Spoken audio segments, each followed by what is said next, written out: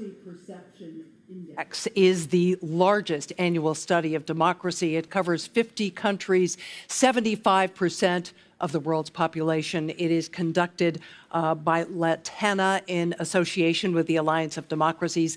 The CEO of Lantana, Nico Jaspers, is going to join us with the principal results of this year's survey. He joined us last year, so it'll be interesting to see how things have changed in 12 months. And as a reminder to the audience, we will want your questions. If you're watching us virtually, please do send them in. And Nico, now over to you. Thank you so much, Jean. Really great to be here. Thanks for the introduction. So last year has really been a crazy year for democracy, right? So with all the restrictions in civil liberties and democracies, with the US election and the craziness around that, and with many non-democratic countries becoming much more assertive on the global stage and really pushing their agenda.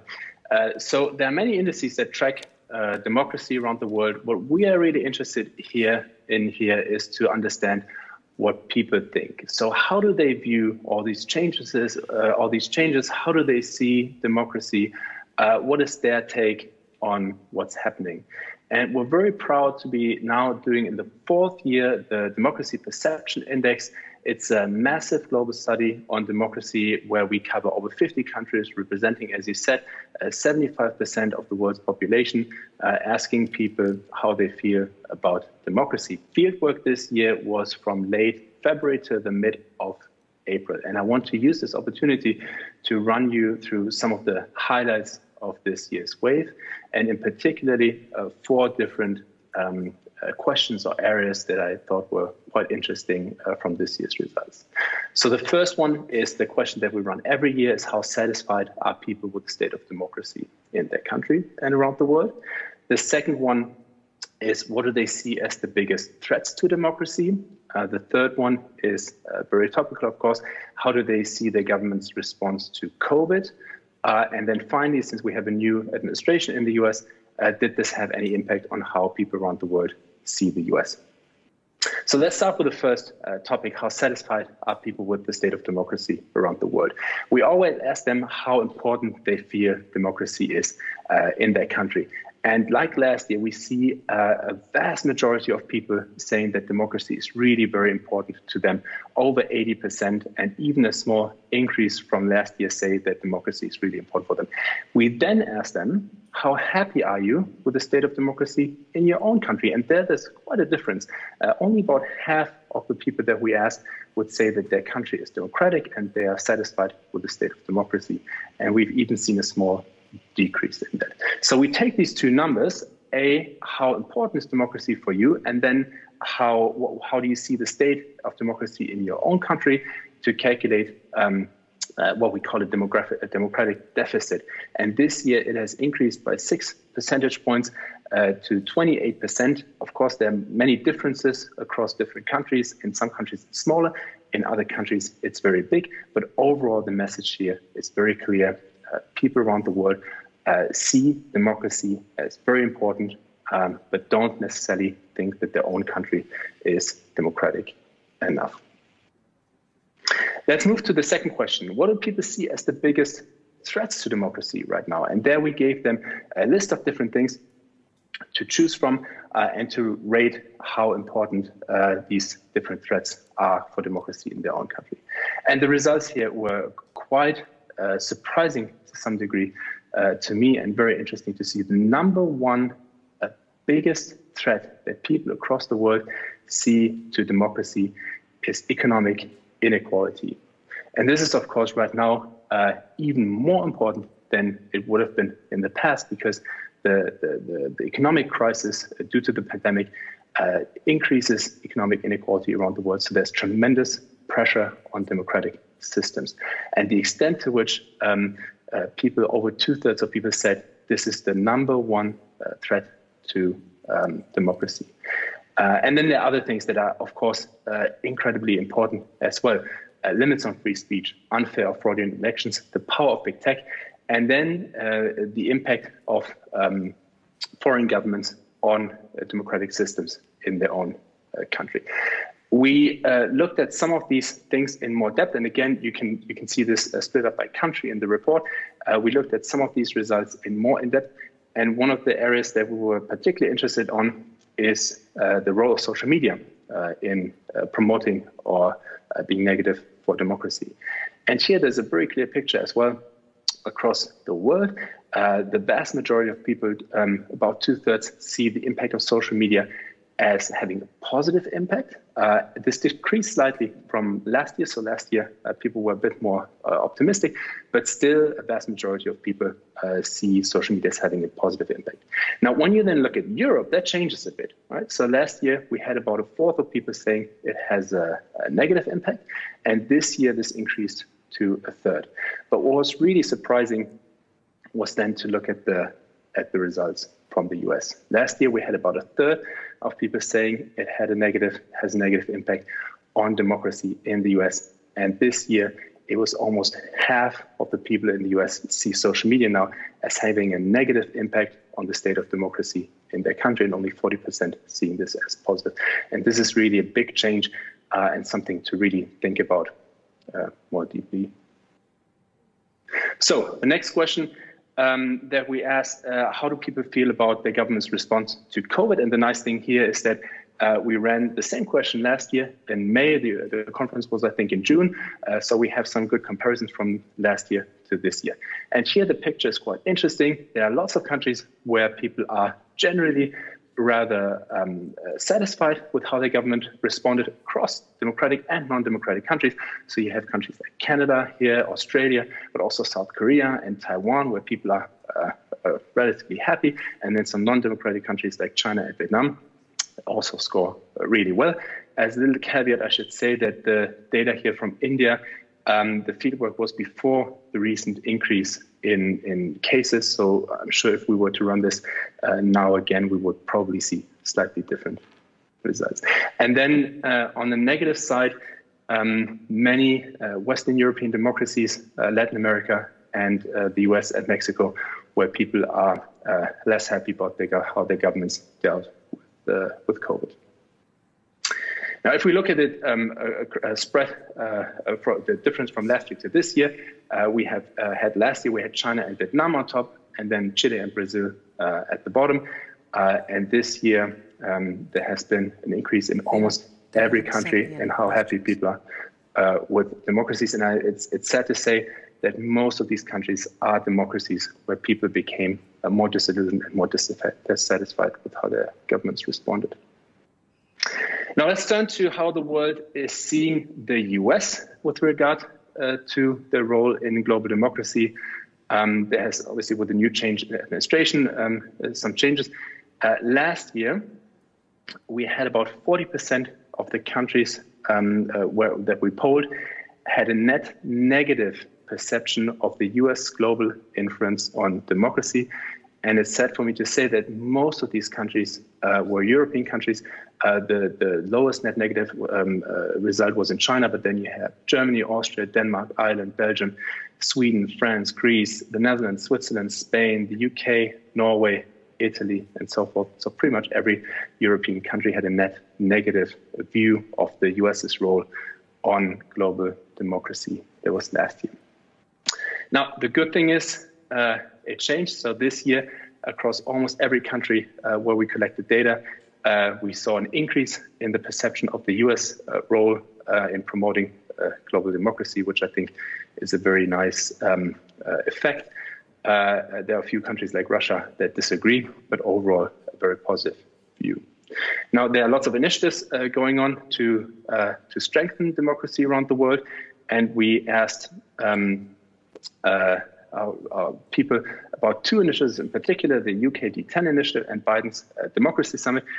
We showed them a little summary of what these initiatives would be, and then asked them, hey, do you think this is a good idea, or is it, do you think it's a bad idea? And the results here were that in most countries, we had a majority of people supporting these initiatives, and then a couple of countries that don't support them so much. So to summarize, key takeaways from this year's Democracy Perception Index. The first one, the world's democratic deficit has increased. People think both democracies more important than ever and are more disillusioned with the state of democracy in their own country. So we have to work much harder to change that. Second thing is economic inequality really is seen as the biggest threat to democracy. People in democracies are increasingly dissatisfied with their country's COVID response, and the global perception of the US has increased. You can get all these results and much more, lots of nice charts, drill down into all the different countries in our report, which you can download at the latana.com/democracy website and dig much deeper. Thank you very much. Nico, thank you. And stick around because you're going to face some questions now. Anyone here in the audience have a question for Nico? If not, I'll go to one of my virtual questions. Okay. Someone from the audience asks, has big data increased or decreased trust in governance and democracy? We didn't particularly look at big data. We looked at big tech. And there are probably lots of different things happening. On the one hand, many of these companies are US-based companies. I wouldn't say right now from reading of the data that it has increased our trust in democracy so far. If at all, and Europe is quite critical and more seen as having an adverse impact on democracy. Has it changed the ability to govern, someone asks? Big data.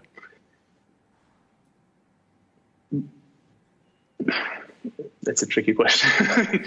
If you would consider in general a data-based approach to governance, that's what the question is aiming for.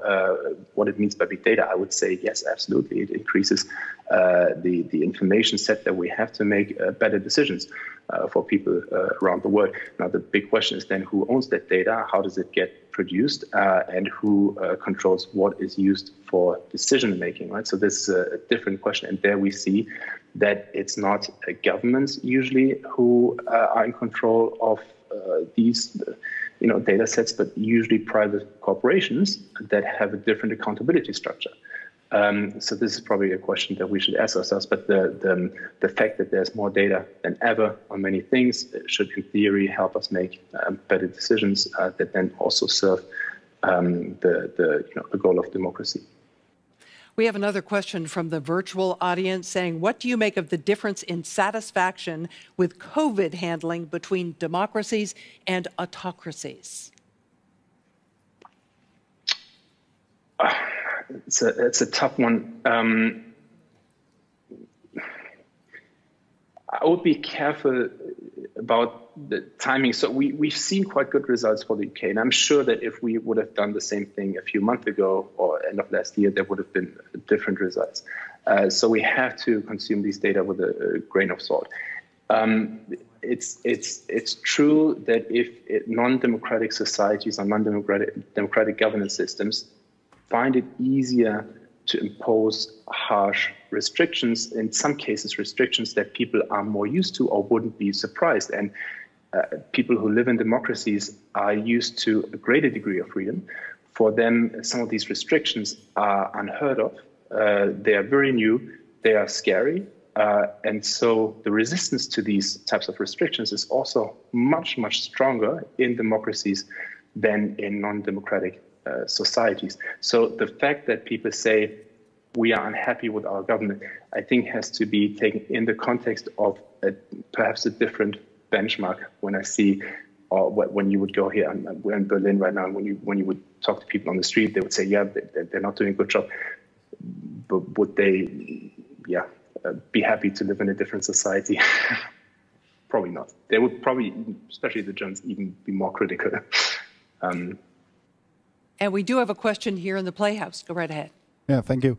I saw that the perception of democracy in Russia and China and India were all increasing, but does the index take into account the different understanding of what democracy might be in those different countries? Thank you. Very good question. We have different cases. We have cases where countries are not democratic, but people don't really, quite honestly, care so much.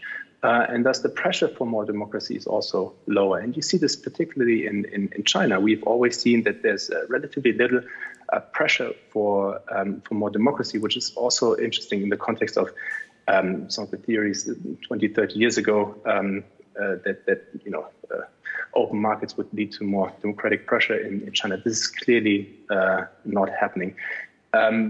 Of course, there's a different understanding in every country of what people understand by democracy.